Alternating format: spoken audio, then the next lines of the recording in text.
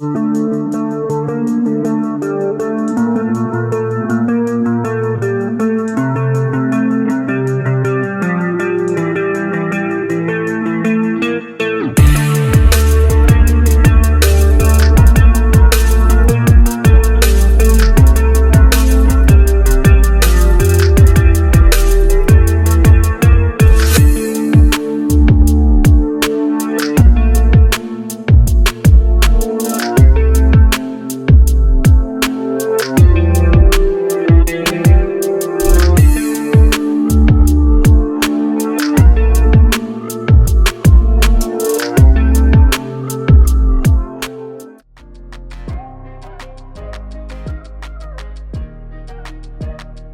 up, guys? Welcome back to the YouTube channel. You can see we're over here at the shop. We're at B&K Performance, and we are working on this thing. We just set the front end on it.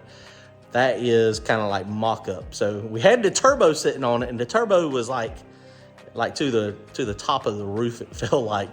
So I don't know what we're going to do exactly yet, but tonight we're going to be working on this thing. Hopefully I can get it so we can mostly get the front end mounted, and then we may end up having to modify the turbo kit a little bit. I don't know. We hadn't decided yet. No Prep World is completely different, but I want to be able to be versatile. The other car was very versatile, so we could go no prep, we could go front of the track, back of the track, and we could do radial stuff. I want this car to be able to do the same thing. Go to turbojohnracing.com, grab some merchandise. We got those new t-shirts out. Go grab one. Comment, like, and subscribe. Thanks, guys. This is the front end we got. We got this from Brian from Full Moon Racing. It's a Blim, so I got a good deal on it. He sold it to me for like $500, and David Braxton brought it over. And there's a few things you can see right off the bat. It is missing the rail for the hood, which is not a problem for us because we're planning on running no hood. If you wanted to put a hood on it, then we'd have to get Brian to build a rail up under the bottom here so the hood can go on and off. Or you could make it so we could set the hood on it, and then the hood would be permanent to the front end. But we're not dealing with that now. The other thing with this thing, you can see the front of it is kind of raised up, like on this lip right here. I don't know, that might be because it's been sitting in the sun forever, and you know, all the weight of the fiberglass. But we're just looking, so tonight the plan is we're gonna run the supports over off of the frame rail. We're gonna run the supports up to the front, back to the back, and then we'll weld a couple tabs up here to mount this on here. Brian said we need to do one down at the bottom down there to get it to attach down here somewhere. And of course, this needs to slide back just a tad. And then also he wants to put one somewhere here. He's gonna be guiding me on that. I've never mounted a front end like this. So the other thing, we had the turbo sitting on there when we first put this on. And with this thing coming back so far, if y'all remember on the other car, I had the scroll and it had the very long pipe. It had this long winding snake that went down and then come up. So I'm thinking we're gonna do a little bit better straight shot. But since the motor is raised up, we might have to lower the turbo kit just a little bit. So it should be pretty easy. There's a straight pipe down here on the turbo kit.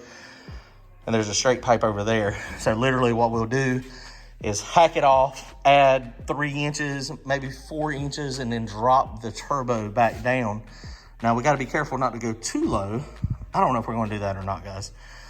We may just end up letting it stick through the hood. I mean, look at Gap Train, MAKTV guys. I mean, they got a turbo sticking up over the roof of the car. Cletus has got a big turbo sticking out well, he ain't even got no hood. He ain't even got no body panels. So we may just cut this front end up and just leave it the way it is. We got some thinking to do, but I don't want to get sidetracked. Y'all put it in the comments. Let me see what y'all think we should do. And I don't think I'll have it cut up by the time I get this video edited. Okay, let's get started.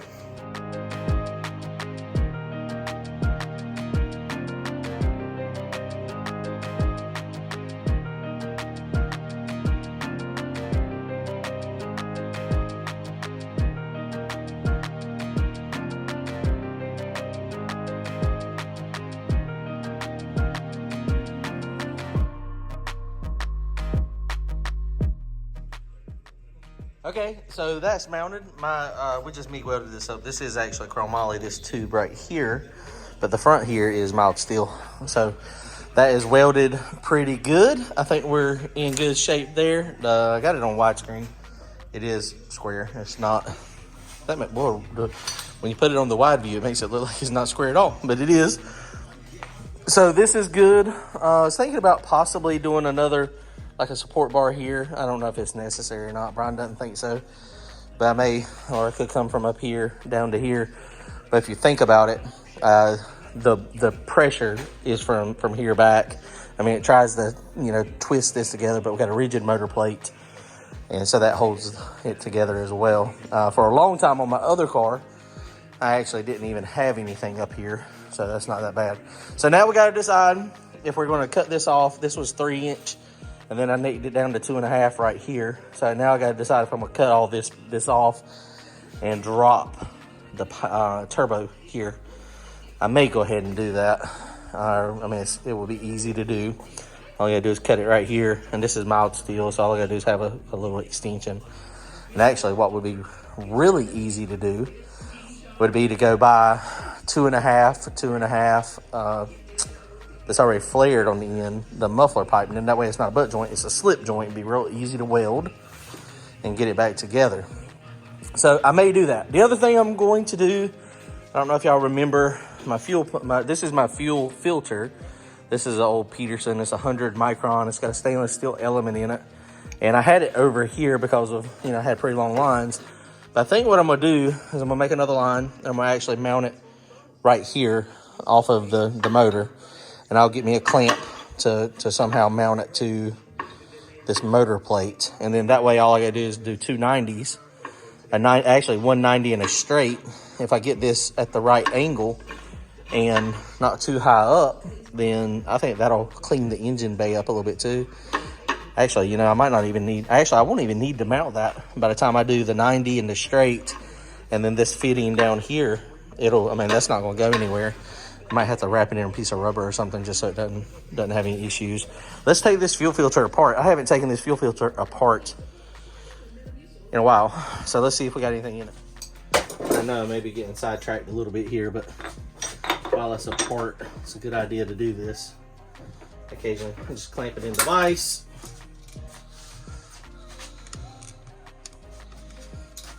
Then it really is, typically, it will just screw right off one of these. I don't know which one normally comes loose. It's got 2 of them. So it just screws right off. And there's a stainless steel element. Should be a little spring in there, and hopefully no trash.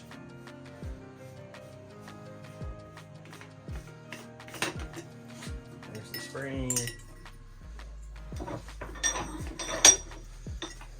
And the little element is super small in there.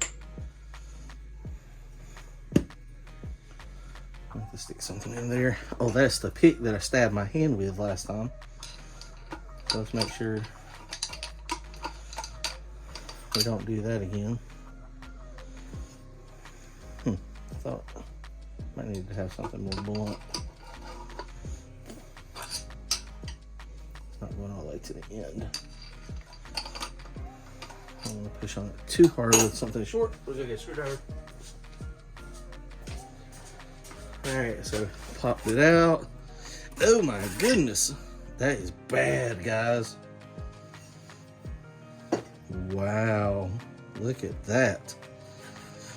That thing is so corroded. Okay, we're gonna need a new fuel filter. No, I'm not talking to myself. Wow. This thing is collapsed. Okay, so we're gonna have to get us a new fuel filter. Look at that. Oh, that one's done. Ain't that crazy? That thing is slam full. That's why it's stuck closed like that. Yep. It's a good thing we didn't blow the motor up. Wow, there is a bunch of junk in that. I hadn't cleaned it in a while. I mean, like a long while. So that's just a 4-inch. I'll get me another filter element. 100 micron. And you can see, wow. Which we don't filter our fuel when we just pour it in there. We depend on the filter to catch it. Now the scary thing is all this went through the fuel pump. Because mine is after. Now, how did I get hair in there? Wow, that is crazy. Okay, so fuel system maintenance is needed probably a little bit more often.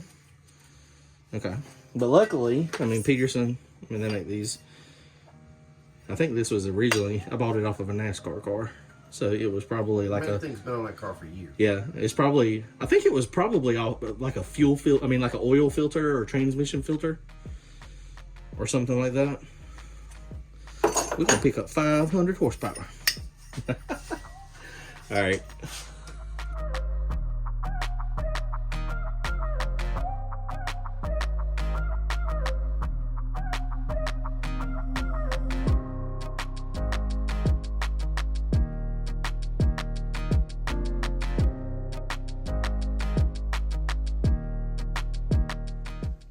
Okay, so one trick that Brian does, he uses a paint stick, and this is still very complicated. The paint stick is the exact thickness of the front end over there, and so it makes it so that it's pretty close. And now this one might be a little bit low, but we can bend it up. And if it's too high, then you can't really bend it down. So that's what you want it to do. The other one over there, I think we spaced it actually a little higher. I think it's going to be about perfect. So we just went out there, grabbed the doors off of the other one, and no, that one's about perfect too. And see, he had to grind down because my welding sucks, but he had to hit that and knock it down. These things are notched. I got a couple good welds on there, but these are the hinges we got. We ended up, these hinges, you can see we had to modify them when we had them on the other car. Here we go. So we're going to try to, he said we got to get the doors on it. Then once we get the doors on it, then we can mount the front end.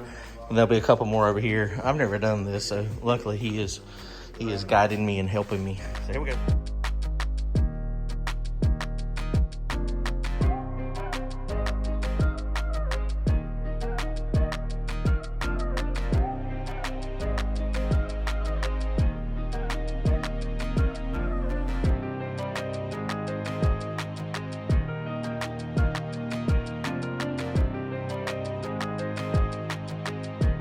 All right, guys, so the doors, man, we were struggling.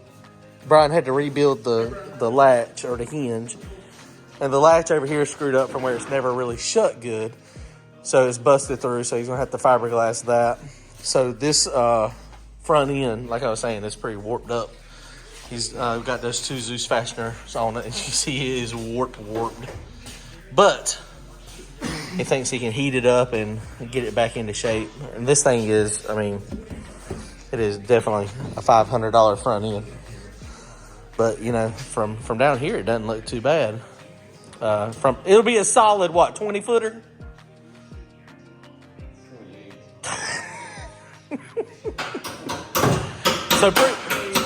So pretty much he's saying I'm gonna have to try to gap some people. We're going to use the same paint that I did on the last one. If you're already in front of them, they ain't gonna see the front end anyway. That's right. They're just gonna see the back anyway, so it don't make no difference. The camera people though, they're gonna be rough on me, but it's okay. And it is very well supported. This come out and it's up under here under the nose. So what he'll end up doing is putting a couple of Zeus fasteners up here, and then we'll have those, like I said, those two on each side, and then two down on the side over there. So making progress.